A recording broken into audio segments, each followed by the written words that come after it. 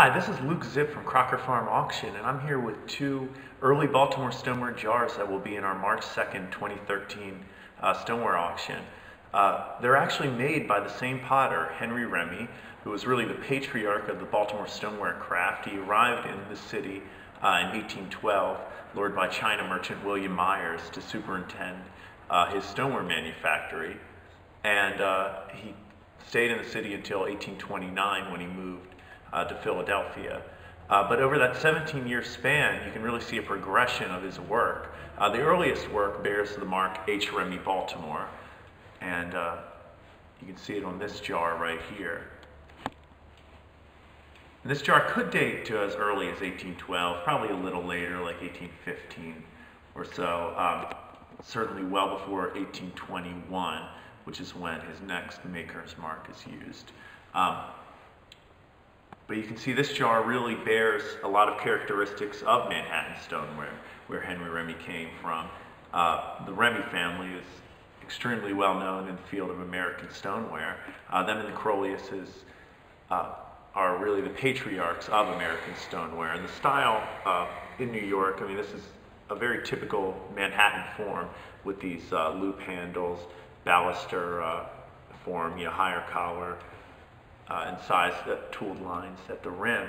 But what is interesting is once he came to Baltimore, he started doing more freehand cobalt decoration. Most of the decorations in New York were in size, actually cut into the clay. In Baltimore, he developed a brushed cobalt style of decorating stoneware.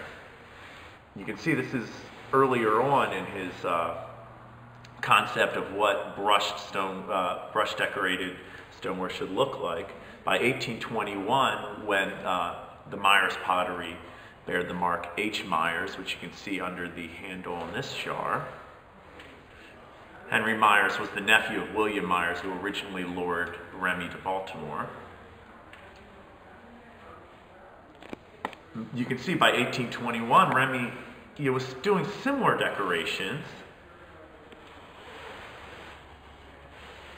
This four-petaled flower is very, very similar to the one that you see on this H. Remmey Baltimore jar.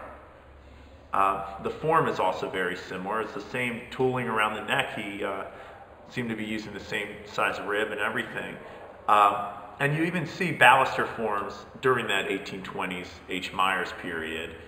But he had scrapped the loop handle, the Manhattan form, for these more tab handles, lug handles, and I think that's because they're just a lot sturdier. And he was a lot more profuse in his use of cobalt oxide. You can see it was a fine hand on the Henry Remmey Baltimore jar. It's a thicker brush stroke, and it just looks a lot more pleasing.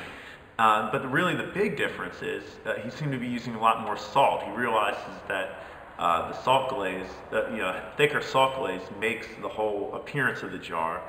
This is very similar clay that was probably used in the jar, the H. Remmey Baltimore jar, as was used in the H. Myers jar, but just more salt makes it grayer, makes it bolder, makes it shinier. It makes the cobalt a lot more vibrant. So it's just really interesting. I thought these two jars, which both came in within a week of each other as consignments for our March 2nd auction, really illustrate the progression of Remmey's work in Baltimore, and I wanted to share it with you today.